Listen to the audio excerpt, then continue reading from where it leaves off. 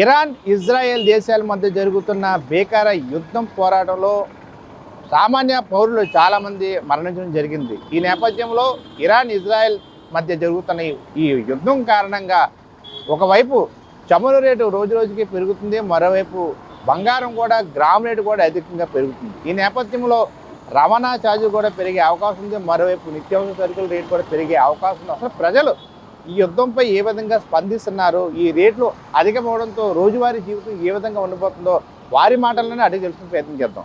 Sir చెప్పండి, ఏదైతే ఈ ఇరాన్ ఇజ్రాయెల్ మధ్య యుద్ధం జరుగుతుంది, దీని ప్రభావం ఏ విధంగా ఉండిపోతుంది మీరు ఎక్స్పెక్ట్ చేస్తారు?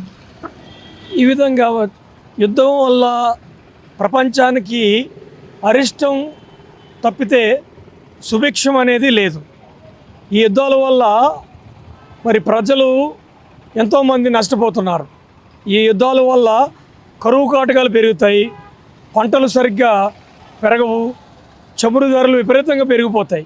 ఎందుకంటే ఈ విధంగా మరి ఇజ్రాయేలు ఇరాను దేశాల మధ్య యుద్ధాన్ని చూసినట్లయితే ప్రపంచంలో ఆసియా ఖండంలో గొప్ప మరి అనావృష్టి నెలకొనే అవసరం ఉంది.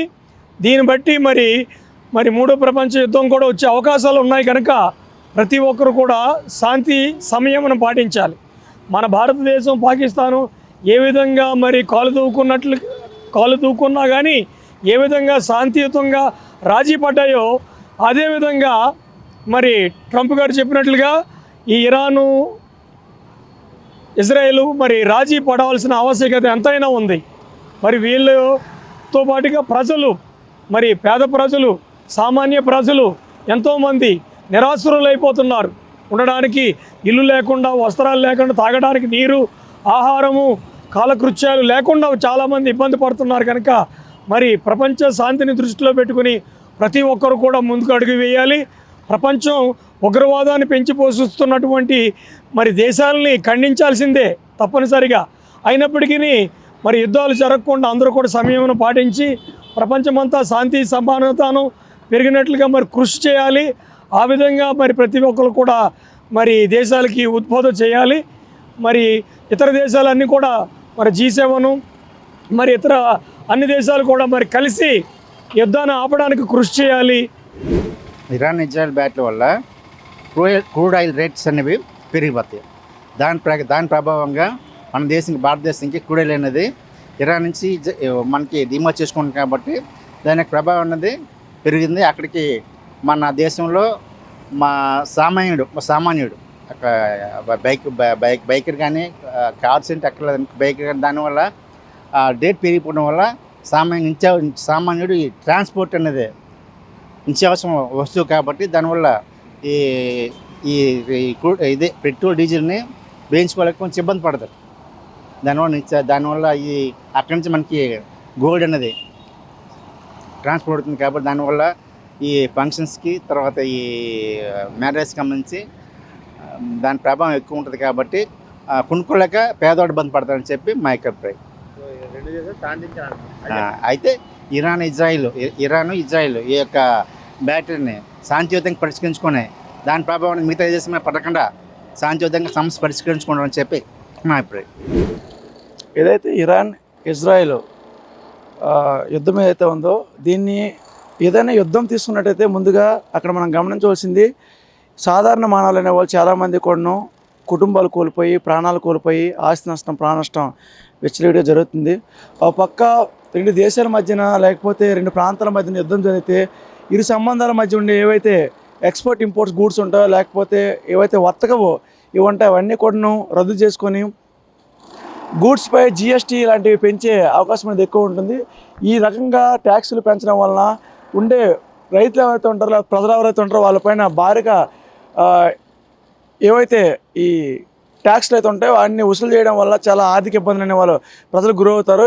యుద్ధం వలన ఇరు దేశాలే కాకుండా పక్క దేశాలకు కొన్ని ఇంపాక్ట్ కలిగే పరిస్థితి ఎక్కువ ఉంటుంది. యుద్ధాలకు గల ముఖ్య కారణాలు అనేవి ఏవైతే కొన్ని పెట్టుబడిదారు రాజ్యాలు ఏవైతే ఉంటాయో వాళ్ళ యొక్క వ్యాపారాలు అనేవి అమ్ముకోవడం కోసం ఇరు దేశాల మధ్య యుద్ధాలు అనేవి సృష్టిస్తూ ఉన్నాయి. ఇది మేము యువతగా ఖండిస్తూ ఉన్నాము. ఈ యుద్ధాల వలన ఏవైతే కుటుంబాలు ఉన్నాయో కుటుంబాల్లో కొంతమంది వ్యక్తులు అనే వాళ్ళు వాళ్ళకి ప్రాణాలు కోల్పోయి వాళ్ళ కుటుంబాలు మొత్తాన్ని కూడా రోడ్డును పడే అవకాశాలు అనేవి చాలా కూడా కనిపిస్తూ ఉన్నాయి.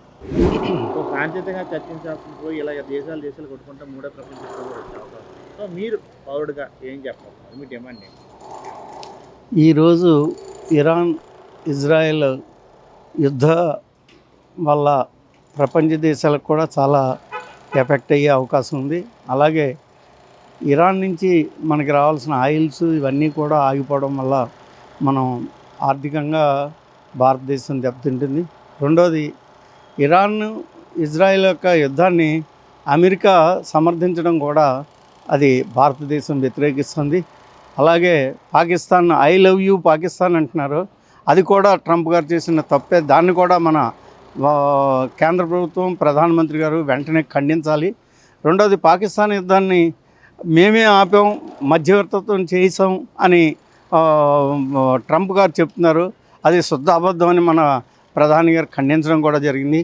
అలాగే ఇప్పుడున్న ప్రపంచ పరిస్థితులను బట్టి అణుయుద్ధానికి దారితీసే అవకాశాలు ఉన్నాయి కనుక ట్రంప్ గారు దీంట్లో కలెక్ట్ చేసుకుని ఇరాన్ ఇజ్రాయెల్ యుద్ధాన్ని వెంటనే ఆఫ్ చేయించాలని, అలాగే వారికి కావాల్సిన ఈ ఆయుధ సామాగ్రిని వాటిని సప్లై చేయడం, లేకపోతే వారి యొక్క వ్యాపారాన్ని ఇది చేసుకుని ప్రపంచాన్ని తాకట్టు పెట్టడం అన్నది భారతదేశం పూర్తిగా ఖండిస్తుందని ఈ రకంగా వెంటనే ట్రంప్ గారు కలెక్ట్ చేసుకుని దాన్ని ఆపాలని. మీరు పాకిస్తాన్ యుద్ధాన్ని ఆపానంటున్నారు కనుక, ఇజ్రాయెల్కి మీరు సపోర్ట్ చేస్తున్నారు కనుక దీన్ని ఖచ్చితంగా ఆపాలని భారతదేశం తరఫున మేము కోరుతున్నాము.